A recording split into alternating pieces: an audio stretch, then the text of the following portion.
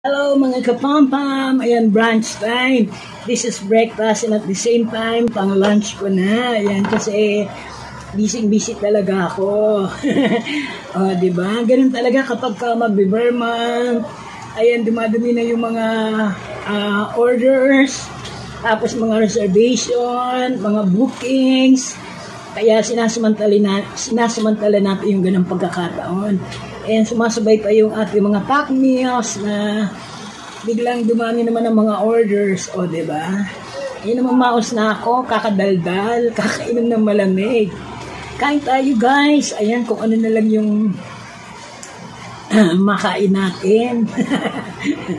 O, diba? Hungarian talong, luncheon meat. Nako, lahat na.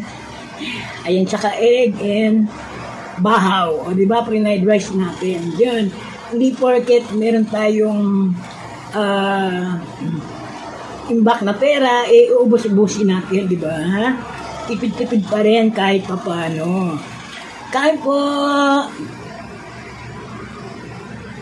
Masarap ng talong.